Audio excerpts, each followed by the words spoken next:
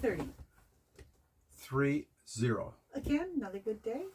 Great day. Yeah, weather's still been good. We've been really, really lucky. Yeah. Not really a busy day. No, not busy day. Oh gosh, yes it was. Hold on. I'm just tired. Were you with me today? Yes, I was. Yes, I was. So today was a great walk day. A bigger walk than we probably thought originally, but it was well worth it. Mm-hmm. Yeah. And good swim. Yeah, we went to supposedly Australia's best beach, voted blah blah blah. Yep. It was nice, but Thistle Bay for me was probably better. Mm-hmm. But still, we don't want to blow everything. No.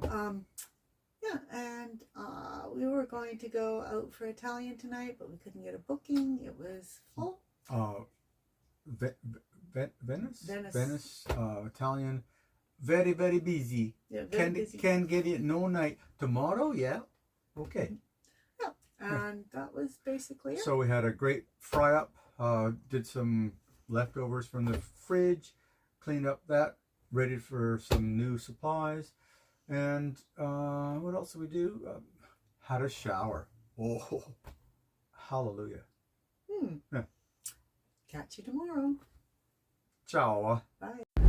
Day 30, it's 8:30, and we're off to Porongurup National Park, for starters. For the Granite Skywalk, I think it is.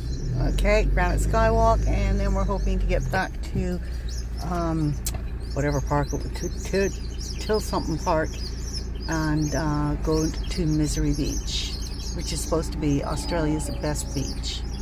Yeah. And today's supposed to get to be about 32 degrees, and then the rain's due to come in tomorrow for about 3 days. So we're in Porongurup National Park. We're heading up to Castle Rock, where the Granite Skywalk is. Yeah. National park, but you could come in here. There was nothing saying there was a fee, which, if there is, doesn't matter to us because we've got the annual pass. Oh, I made a mistake. It says prepare to stop for fee collection.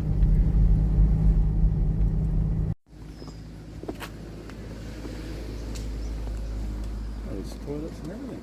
Wow. It's 9:30, and this walk, the Granite Skywalk, should take us about 2 hours, do we figure? 2 hours sort of return. Yeah. Return? But then with taking pictures and that, let's say 3 hours? Yeah, probably. 1.7 kilometers to go, and it's all uphill. Both ways. Both ways, yeah. Yeah. That's a huge honking tree. Big tree. Yep, it certainly is. And looking at it along here, Uh-huh. it would have made quite a thump when it fell. But was there anybody here to hear it?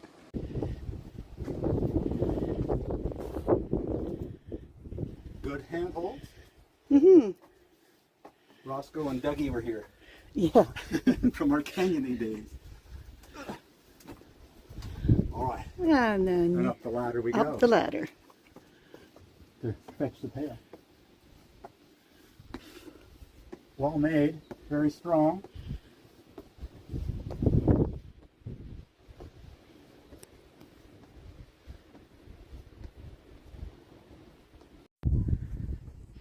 Well, we made it, but trust me, it's been a hike. But look at the view. So that's where we had to come up. And we came down from way over there. Or came up from way over there. Hello. Foil bomb.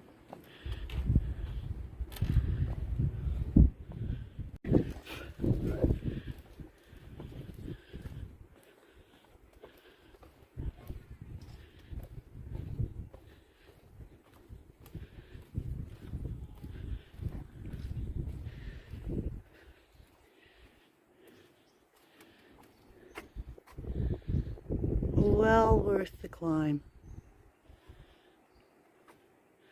I definitely wouldn't be bringing children up here. Too risky. Wow.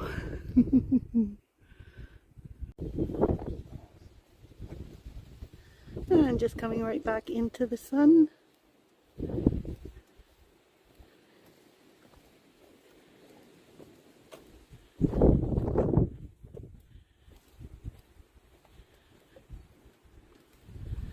And at least the whole way back is downhill, thank God. Because that was I think 2.4 kilometers all uphill.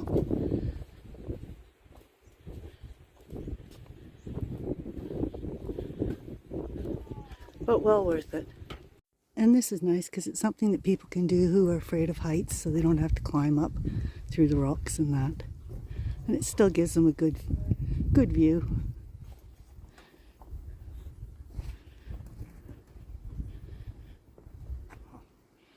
And then you can look up. You're in her photograph, Turner. No, I'm not in hers. She's not in mine. I went above her head. It's 11:15 and we're on our way back now, heading down. And this is the famous Balancing Rock. And we met our girl from Canada. And there's a lady from Canada. Out traveling.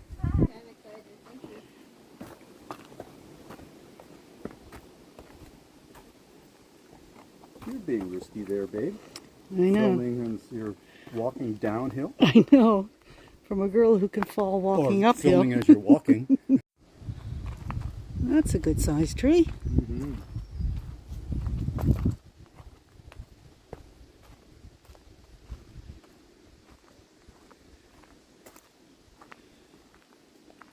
And it keeps going and going.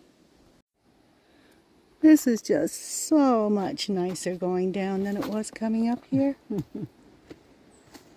And another big honking tree.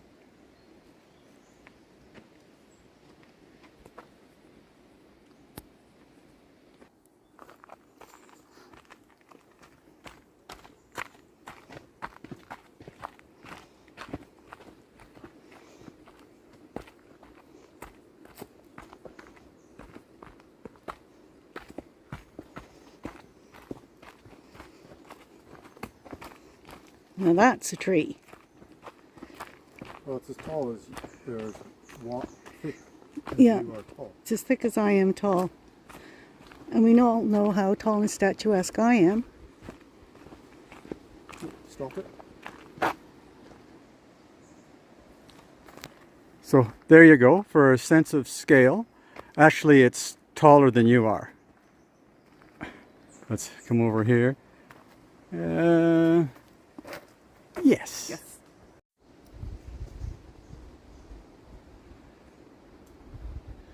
And it continues way up in there. Jazzy, were you so tired when you were here you forgot how to spell your name? Yay, there's Tony. It's 25 to 12. And it is hot. Well, no wonder we thought it was hot. It's 41 degrees. Handicides was strongly recommended for fresh strawberries and the gelatos and the cafe, freeze-dried fruit, all the stuff on the sign. Strawberry gelato. And what's the verdict on it? Well, this one here is good. Don't touch the other one, that's mine. That's very good. They are really, really good. Tastes just like strawberries. Yep, really yummy. Frederick Street.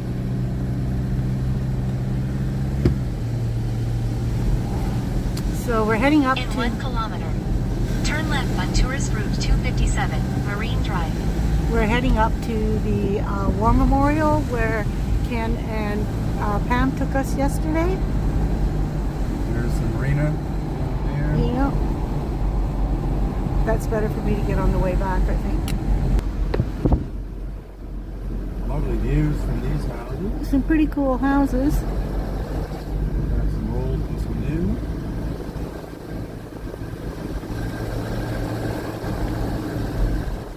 I've got... To the right is the big grain silos and the ship loading there. which I'll get on the way down because there's too many In and trees 300 in the way. meters, turn left. That's a big rock just in the middle of That's a big rock nowhere. in your front yard. Don't have to do much mowing there.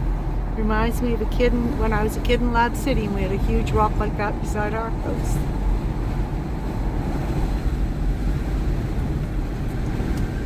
Albany is really a lovely little city. It is really nice. Yeah, I could move here quite easily, happily. In 300 meters.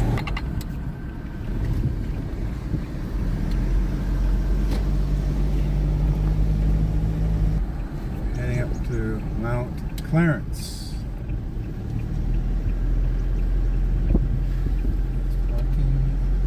Oh, this is the This is really quite moving. There's a little plaque for every person who served in the wars and lost their lives. in the First World War. In the First World War. And they're probably from this area. Yeah. Oh yeah, not every person, but from this area. Yeah. Sorry, I don't mean every person in Australia. What a great idea. I think it's fantastic. I find this a curious thing where there's 3 rows of trees on the left and 2 on the right. And I don't know if that has any significance. Yeah, because it's both sides of the road here. Yeah. And goes a long way. Yeah. Yeah, all the way up to the top. And did he say they were myrtle? Myrtle? Yeah, they're myrtle trees. Yeah. And we may already have this on video from yesterday. We might do. Let's just see what this is.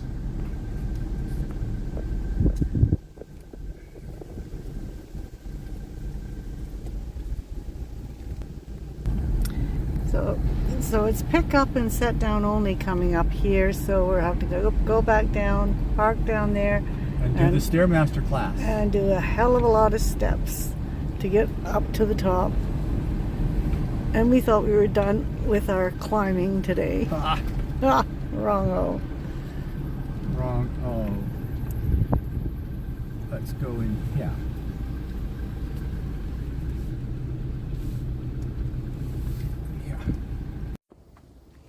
The term whaler was given to the Australian horse that became famous in India, the Boer War, and in the Middle East. Breed originated in New South Wales, hence the name whaler. It possessed amazing courage and endurance in harsh desert conditions, remaining alert and dependable even when on very short rations. So the 10th Light Horse Regiment, which is the one that served in Gallipoli, excuse me, was largely supplied by whalers. Of all the whalers that served in World War I, only one made it back home, Sandy. Similarly, only one New Zealand horse that had served in the Middle East was returned home. This was a mare named Bess. No! We've got all those steps to go. Yes, we do. No! This is really neat. All along the path going up here are these little snippets. So this one, the order to line up on the beach was forgotten. We all ran for our lives over the strip of the beach and got into the scrub and bush. Men were falling all around me. We were stumbling over bodies, running blind.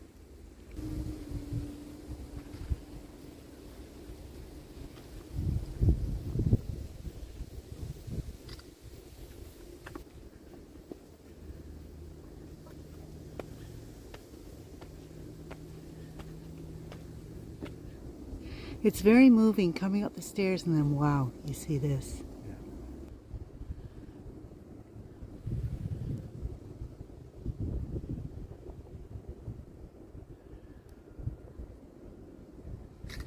And there's Lest We Forget.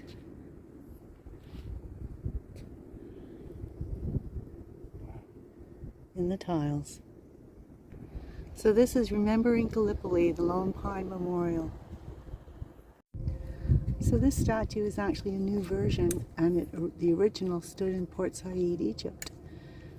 During the Suez Crisis, a crowd attacked the monument, pulled from its base, and smashed it beyond repair. The plaster molds, oh okay, when peace returned, damaged memorial and plinth were shipped to Australia, where they created a new statue based on the original. The plaster molds were then shipped to Italy for the bronze casting.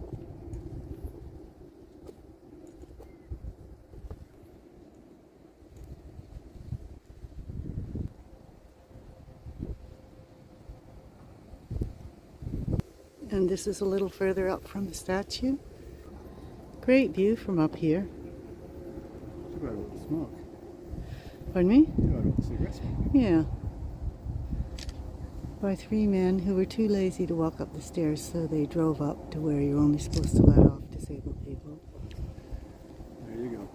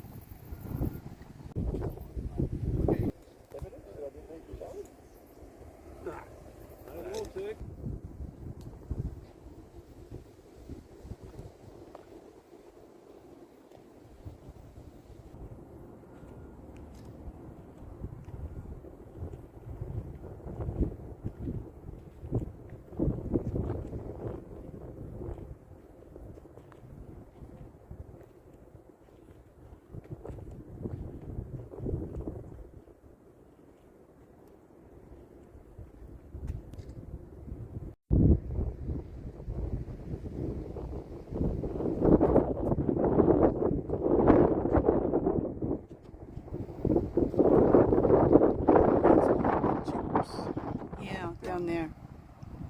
All those plantations that we saw as we were driving into Albany and on the outskirts of Albany. That's the wood chips down there. I don't know if you could hear because I had my hand over the speaker. But all the plantations that we saw on our way to Albany, this is their final destination. Erected by their comrades and the governments of Australia and New Zealand in memory of members of the Australian Light Horse, the New Zealand Mounted Rifles, the Imperial Camel Corps, and the Australian Flying Corps who lost their lives in Egypt, Palestine, and Syria, 1916 to 1918.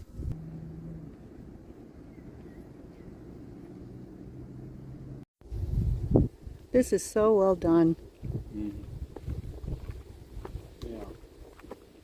It's the lead up to it. It really makes you think, respect. Or should do. Yeah, one should do. And be thankful.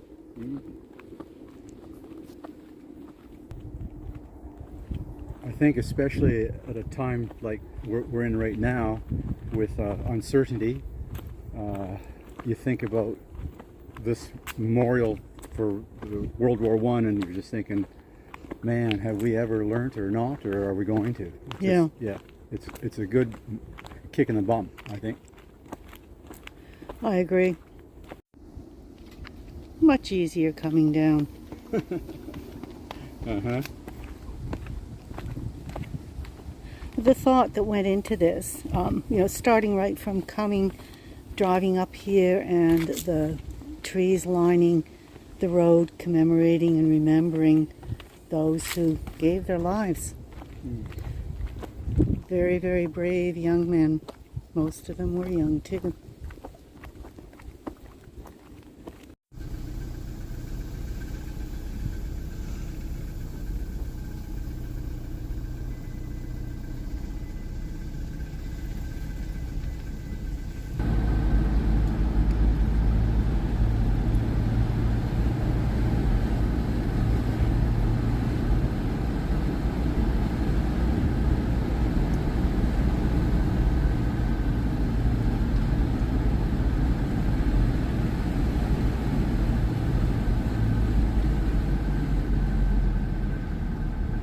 Just feel like you needed to have a few seconds of silence going through there.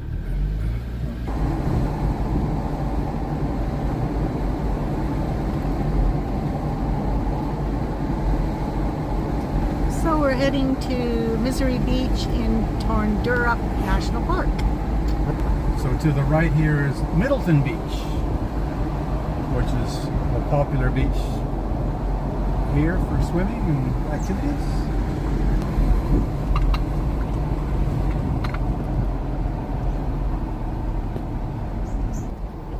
Fish and chips. It's supposed to be really good fish and chips. One of the ones that won best fish and chips in all of Australia once or twice. And then there's another one down here as Yeah, well. along here. It's one of something.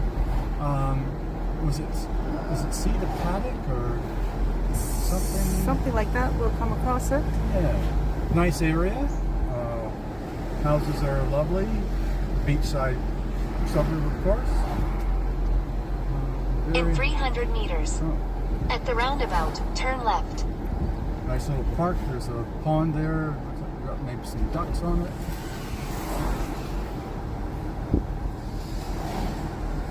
Oh, they're spraying water.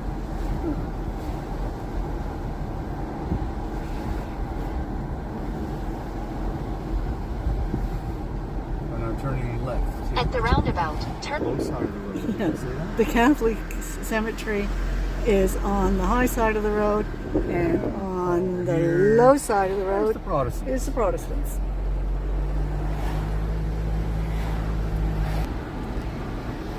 In 300 meters. At the roundabout, turn right. There's Just the roundabout, take the first exit. these huge rocks just in the middle of town. Dog Rock. This is Dog Rock. That's where we parked to go into the rock shop. That's right, it is. Okay, so now I'm turning right around the back. Yeah. It's quite a hilly city. Yeah. A lot more hilly than we thought it'd be quite flat. This is nice on the right. Yeah, that is. For sale. Oh, the big one here. This one up here. Yeah, I Because can't they're really tennis see it. courts and Yeah. stuff. But all of these have great views over the water. And the big one on the Yeah, right here. that's nice. But again, I can't really get it. Yeah.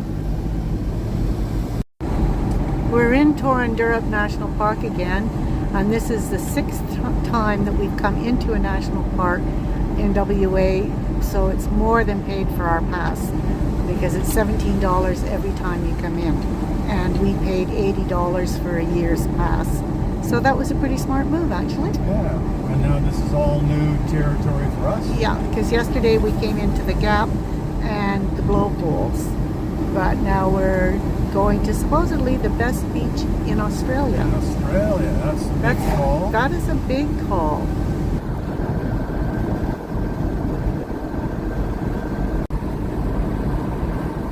Pretty impressive.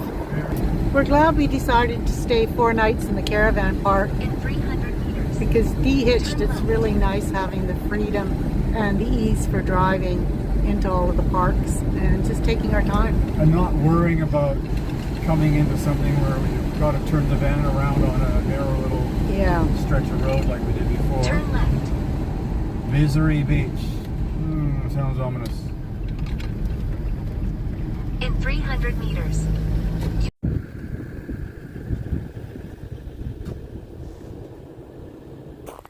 This is so smart. Everywhere you go to any of these beaches or that, it gives you the actual coordinates to call and give to the emergency services. I thought it was the coordinates. Coordinates is, no. No? That's just a number. Just a number, but I'm assuming that number Yeah. gives yeah, them they the know what that coordinates. is, Yeah. More stairs. Tide's coming in.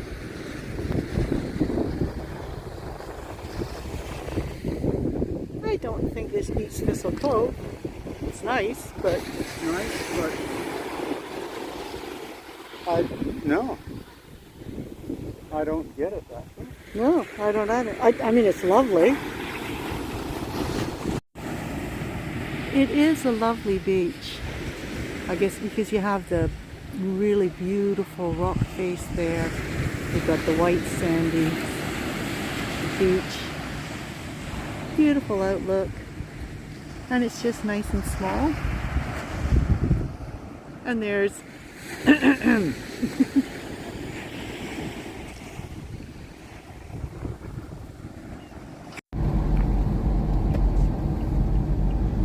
So does that say the whaling? There we go, whaling station. Whaling station. Hmm. And I think it was 1978 or 2 or something that I think he said it was 78 when they finally stopped finally whaling. stopped it. Yeah, closed it. Which stopped surprised whaling or closed, yeah, well, I guess. It surprised me because I thought that Yeah, It had been shut down way before that. Why is it as soon as that? So this is the old whaling station. That looks like a nice little beach there. It does. Historic Whaling station.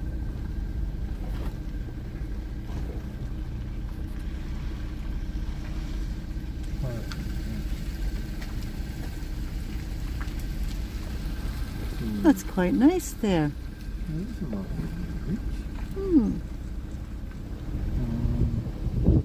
Shall we just park and take a sticky beak? I assume that's an old whaling ship.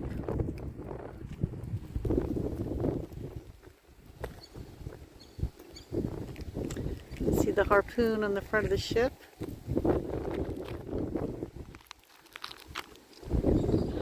It surprised us. It surprised us that I think the whaling shut down in 1978. I thought it was a lot earlier than that. It's 4:15, or I think it's 4:20 now, and the last entry was at 4:15 to the whaling station. I went and talked to chatted to the fellow there, and he said you can spend 4 to 6 hours in there. So we're really thinking that we'll come back tomorrow when it's raining, or the next day, and check it all out.